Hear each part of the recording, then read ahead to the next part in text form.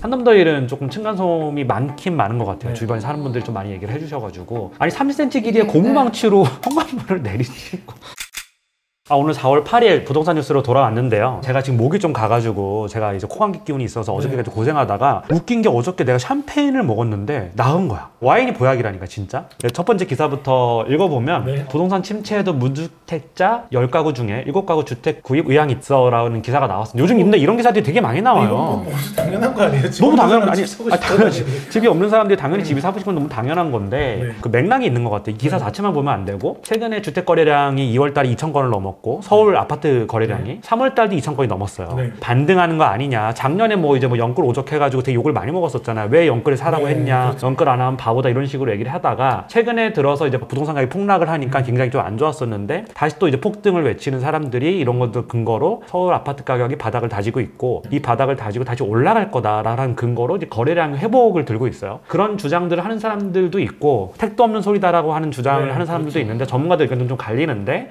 택도 없는 소리 아니야. 아직까지 좀 지켜봐야 되는 거 아니냐는 게 좀 더 우세한 것 같긴 해요. 근데 가구주들은 주담대 이용 시 뭐 금리를 최우선으로 고려하는 것으로 나타났다라고 하는데 아니 이거를 기사로 쓸 건가 싶은 이거는 거의 1 더하기 1은 2입니다라는 거의 그 정도 수준인 것 같은데 이게 요즘 거래량 회복에 따른 어떤 주택 가격 또는 뭐 부동산 가격이 주거용 부동산과 상업용 부동산 두 개 다 비슷한 기사가 나왔어요. 예, 그러니까 이런 기사가 있네요. 꼬마 빌딩 중심으로 거래 증가, 빌딩 시장 회복세 접어드나 이런 기사가 있어요. 90% 박살난 거에서 70% 박살난 거니까 회복은 됐죠. 완전 바닥에서 살짝 올라오긴 했어요.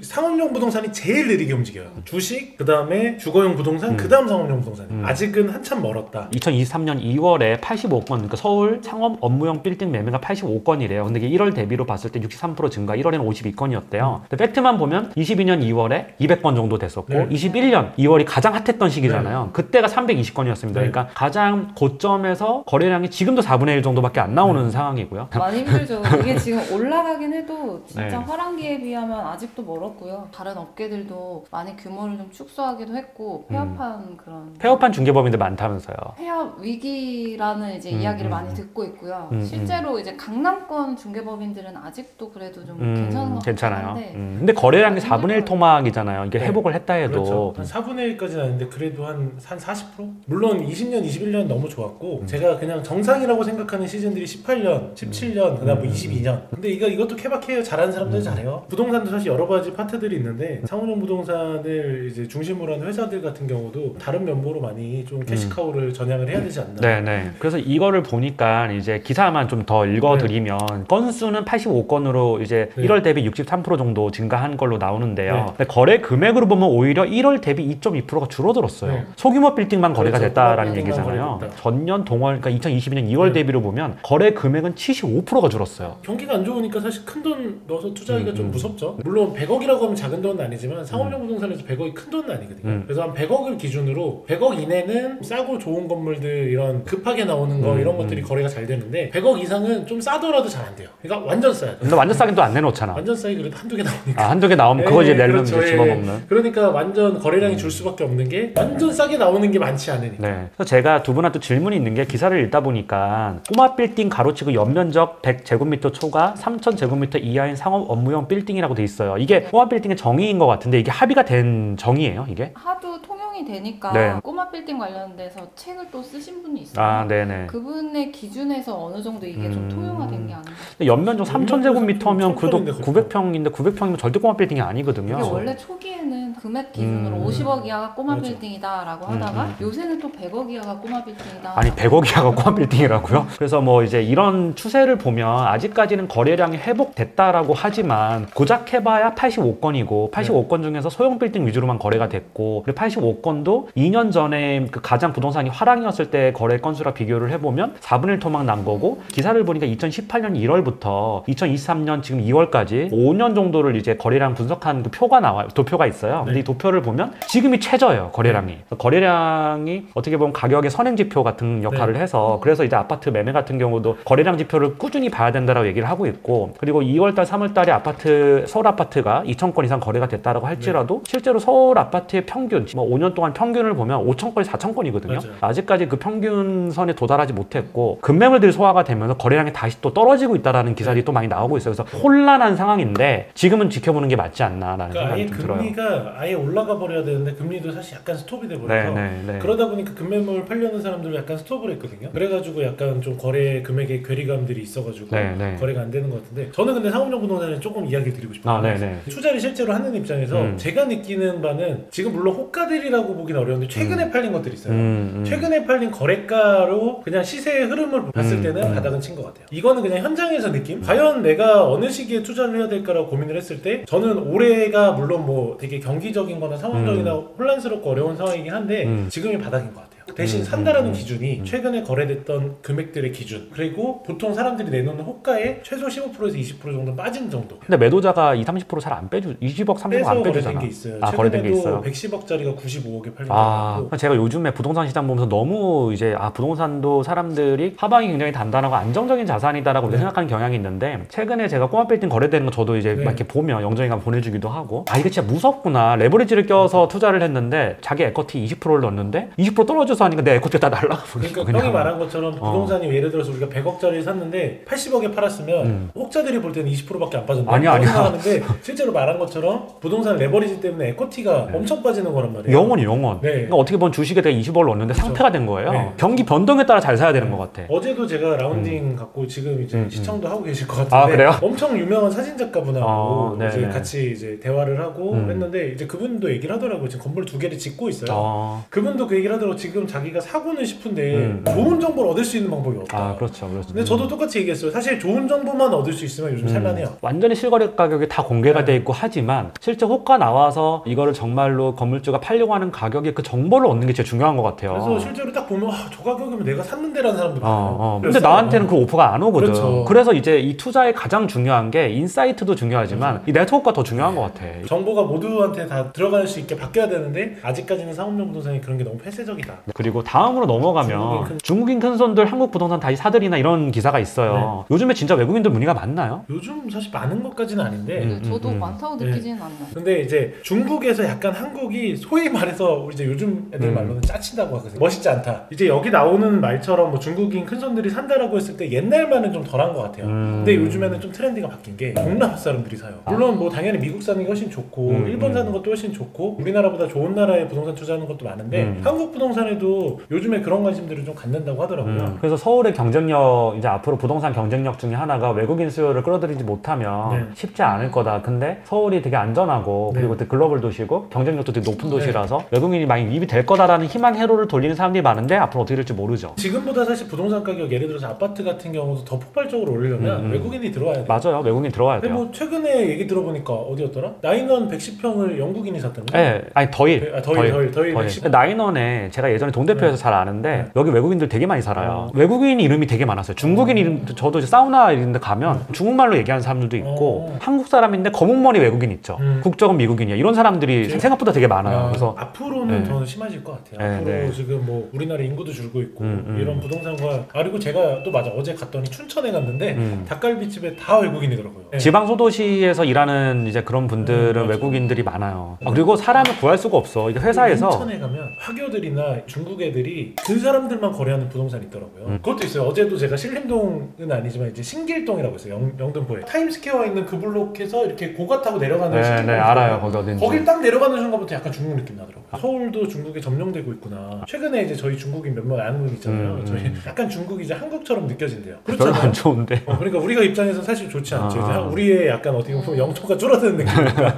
근데 그 대출 제한이 또 워낙 심했을 때는 맞아요. 외국인들이 그 한도를 이제 적응받지 않으니까 많이 샀었죠. 네, 맞아요. 최근에 외국인들 사는 그 이제 건수도 좀 떨어지긴 했어요. 이제 전성기 대비로 좀 많이 떨어지긴 했는데 그래도 이제 다시 회복했다. 그러니까 사실 이게 기사라는 게 되게 재밌는 게 우리가 추세를 봐야 되는 거잖아요. 사실 그냥 2023년 2월 달에 몇 건 거래됐습니다. 이건 기사가 아니잖아요. 이거를 토대로 이제 뭔가 인사이트를 끄집어내는 게 좀 좋은 기사라고 생각을 하는데 어그로성 기사들이 되게 많거든요. 그러니까 조금만 회복을 하면 다시 대세 반등. 이제 회복한 게 떨어지면 폭락하나. 자기가 스스로 인사이트를 얻으려면 기사만 볼 게 아니라 그 안에 있는 통계를 좀 보면서 이 추세를 봐야 되거든요. 과거의 추세도 같이 보시고 그럼 좀 좋을 것 같아요. 기자들도 잘 모르고 쓰는 경우 되게 많습니다. 이렇게. 다음 기사를 보면 되게 재밌어요. 이거 2월 상업 업무용 부동산 매매 절반 이상이 직거래인데 이거 되게 충격적인 기사인데 저한테는 주택도 아니고 원룸도 아니고 이게 진짜 절반이 직거래가 된 거예요. 거래 신고할 때 중개거래인지 직거래인지를 표기하게 되어 있기 때문에 네네네. 잘못된 건 아니다. 틀리진 않을 거예요. 정말 많았다는 거. 그리고 특히나 그 중에서 숙박시설의 비중은 87%. 왜냐하면 플랫폼이 많잖아요. 예를 들어가지고 뭐 야놀자. 근데 이제 그런 회사에서 부동산 거래를 해주는 거죠. 그러면 이제 숙박시설의 직거래 비중이 87%로 나왔고 이게 플랫폼의 영향이라고 하면 이런 플랫폼들이 있기 전에는 이거는 직거래 비중이 현저히 낮았나요? 그렇죠. 상업 업무용 부동산 절반 이상이 직거래라는 건 저한테 되게 충격적인 수치였거든요. 저도 좀 놀랐어요. 계약서라는 걸 또 많이 또 써보면 어느 정도 사실 일반화된 문구들이 많아요. 그리고 또 유튜브에 또 그런 걸 강의하시는 분들도 있고 배포하는 분들도 있어서 특수성 있는 거래 조건이 아닌 노멀한 그런 계약이면 충분히 직거래할 수 있다라고 생각하는 이제 심리들이 생긴 것 같아요. 예술 대표님 밥그릇이 자꾸 없어지는 거 아닌가요? 그러면? 강의를 해볼까봐요? 아니 우리가 지난주에 했던 매도자 명도 조건으로 팔았는데 그렇죠. 이게 문제가 생겨가지고 서로 소송하고 이런 네. 판례였는데 실제로 상업 업무용 부동산을 매매로 자기가 이제 중개인 없이 표준기가 다운받아서 하는 게 좀 리스크가 굉장히 크잖아요. 이런 사례들을 보면. 근데 실제로 이렇게 하는 사람들이 되게 많나 봐요. 그래서 되게 놀랐어요. 이 기사를 보고. 그리고 다음 기사로 넘어가 보면 이거는 좀 세무적인 이슈인 것 같은데 꼬마 빌딩 복불복 세금 위법 해가지고 분통 터트리는 건물주 반경 뭐 이렇게 돼 있어요. 그러니까 이게 꼬마 빌딩은 이제 자기들한테 증여를 할 때 공시지가로 이제 기준으로 해가지고 증여세를 납부를 했는데 국세청에서는 공시지가가 시가보다 현저하게 낮기 때문에 시가로 의제해가지고 다시 과세를 한 거죠. 그래가지고 법원에 갔는데 국세청이 패소한. 이게 한번 법이 개정이 됐거든요, 중간에. 네. 근데 법이 개정되기 전에는 실제로 그 공시지가로 많이 증여를 해줬어요. 근데 최근에는 트렌드가 뭐냐면 공시지가로 주면 국세청에서 바로 딴지 걸어요. 실제 이게 시가가 150억, 200억이야. 근데 공시지가는 80억 잡혀 있어. 맞아. 그리고 특히 강남 건물 같은 경우는 3분의 1 막 이런 데가 되게 많았거든요. 그래서 간단하게 보면 증여세를 이제 기준 시가에 맞춰서 신고를 했는데 증여세가 책정이 잘못됐다라고 해서 바뀐 개정에 따라서 평가 심의위원회를 개최해가지고 다시 산정해서 이 기사에 증여세를 한 27억 정도를 추가로 내라고 고지가 떴대요. 네네네. 그래서 그거에 따라서 이제 세다. 건물주가 이제 조세 심판원에 이제 심판을 청구했다가 기각이 되면서 행정법원에 소 제기하면서 이번에 승소했다. 근데 이게 아무래도 이제 세금이 워낙 수십억 하다 보니까 여기서 예를 드는 거는 다 상업용 건물이거든요. 네네. 그래서 이런 것들은 과거에 비해서 소를 제기하는 사례들이 전보다 훨씬 많아졌다라는 취지에서 나온 기사. 아, 네네. 그래서 요즘에는 실제로 증여 상속으로 안 넘어가고 팔아가지고 현금시키는 경우가 더 많은 것 같더라고요. 그렇죠, 예. 그렇죠. 그래서 오히려 더 싸게 팔아버려요. 그래서 금매 중에서 하나가 다 그거죠, 상속.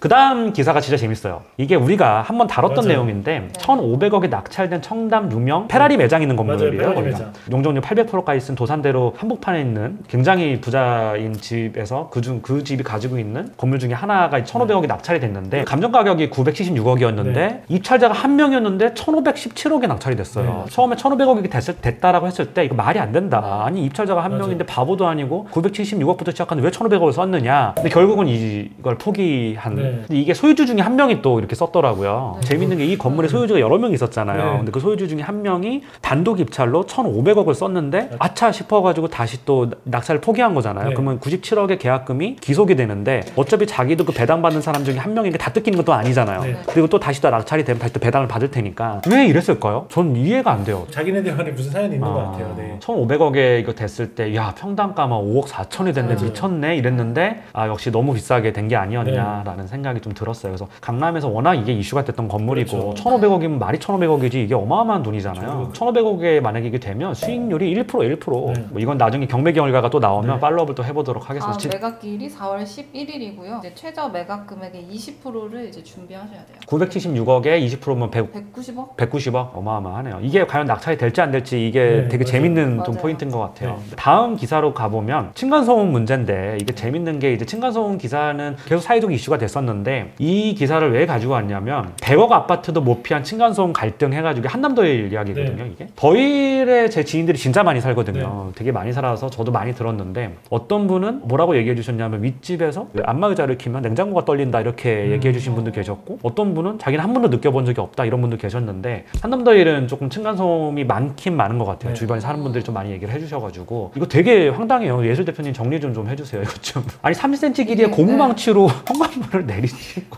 서로 갈등이 진짜 좀 심했던 것 같아요. 네, 기사를 네. 보면. 그리고 여러 차례 왔다 갔다 하면서 제재도 했는데 안 되니까 약간 더 갈등이 심해지면서 저는 예전에 뭐 이제 트리마에 살 때도 층간소음을 느껴본 적이 없었고 나인원 지금 제가 지금 3년째 거주하고 있는데 층간소음을 한 번도 전 느껴본 적이 없어요. 이런 경우는 굉장히 예민한 사람이거나 아니면 윗집에 진짜 이웃을 좀 잘못 만난 경우인데 사람들이 저한테 엄청 물어봐요. 유튜브 댓글로도 뭐 나인원도 층간소음 있나요? 뭐 어딘 층간소음 있나 물어보는데 없는 없는 아파트는 없는 것 같아요. 네. 왜냐하면 제가 트리마에 살았을 때도 층간소음 서로 조심해주세요라고 공고문도 되게 여러 번 붙었었고, 나인원에서는 그거 한 번도 붙은 건 제가 본 적이 없어요. 여기서는. 근데 여기가 없다라는 건 아니고 있을 텐데, 아직까지는 뭐 아파트 내에서 문제가 됐던 적은 없는 것 같고, 판상형 아파트잖아요. 그래서 없을 수는 없을 텐데, 기둥식도 있는데 여기 없겠어요. 저희도 그래요. 층간소음 저는 사실 못 느끼는데 네, 가족들은 느끼는 사람 있더라고. 그래도 이제 법이 기준이 조금 달라지면서 확실히 신축 아파트들이 좀 덜하다라고는 하더라고. 그건 확실해요. 네. 왜냐하면 그 한남더일이 2011년 준공인데 2009년, 8년부터 공사를 했을 거 아니에요. 근데 그때 지어진 아파트랑 최근에 지어진 아파트랑 법이 달라져가지고 그렇죠. 확실히 요즘 아파트들이 더 방음을 좀 잘 해놓는. 네. 그럼에도 불구하고 없는 아파트는 없는 것 그렇죠. 같아요. 없을 수는 없는 것 저도 같아요. 90년대 이제 빌라인데 식탁 끓는 소리도 아, 약간 네, 나고요. 네. 건조기 막 이렇게 진동 같은 거 있잖아요. 그런 거 음. 좀 나는데. 근데 사실은 뭐 잠자는 시간 있잖아요. 밤 네. 10시에 네. 뭐 9시 이후부터 되게 시끄럽고 이러면 좀 저도 되게 짜증 날 거 할 것 같은데 낮에는 좀 소리 들려도 뭐 그 정도 맞아요. 서로 이웃끼리 좀 네, 사람 사는 소리죠. 뭐 그거 싫으면 주택 가서 살아야지. 네. 근데 이제 갈등이 심해지면 이게 스트레스 때문에 이렇게 뭐 쇠파이프를 휘두른다는 걸 보고 아니 근데 이 기사는 뭐예요? 층간소음 네. 이웃에 쇠파이프 휘두른 아파트 주민 경찰 구속영장. 이거는 쇠파이프를 휘두른 새벽 사람. 2시에 위층으로 찾아가 쇠파이프로 주방 선반을 부셨대요.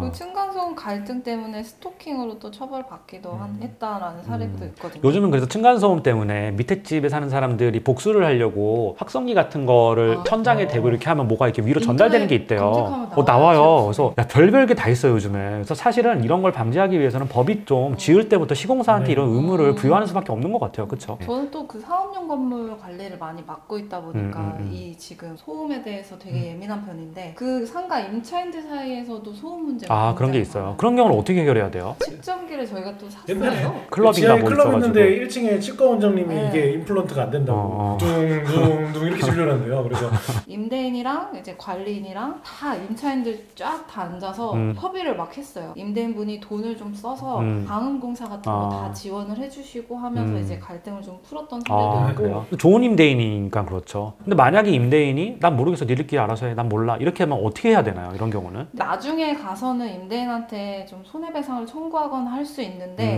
굉장히 스트레스 많이 받아요. 그렇죠. 저희도 이제 모 건물 중에 위층이 주택이고 밑에가 이제 라운지예요. 음악을 너무 크게 트니까 에어비앤비 이제 주택 영업을 하시는 분이었는데 예약자들한테 민원이 많이 들어와가지고 그 갈등 해소하느라고 금요일, 토요일 밤에 이제 측정기를 들고 갑니다. 가서 이제 측정해서 자, 소리 내려주세요, 내려주세요 이렇게 갈등 조절했던 사례도 있었어요. 그래서 이게 건물을 매매할 때 임차인들 구성이 돼 있는 걸 진짜 잘 봐야 되는 게 조화가 중요해요. 거친 임차인들이 있을 것 같아요. 예를 들어서 뭐다 그런 건 아니겠지만 뭐 라운지 바나 클럽을 운영하는 분들이 거친 분들이 솔직히 좀 많거든요. 맞아요. 그리고 임차 구성을 할 때 수익률이 살짝 떨어지더라도 오히려 좀 얌전한 임차인들이 좀 맞아요. 많은 건물을 사는 게 정신 건강에 이로울 수 있다. 좀 얘기 좀 하러 가려고 하면 이제 문 닫고 뭐 신이 뭐 어쩌고 저쩌고 뭐 이런 이상한 지정해준 얘기하고 곳에서 벗어나면 안 된다라고 얘기를 했는데 말이 돈을 주니까 신이 다시 노하신 걸 또 다시 회복하셨다.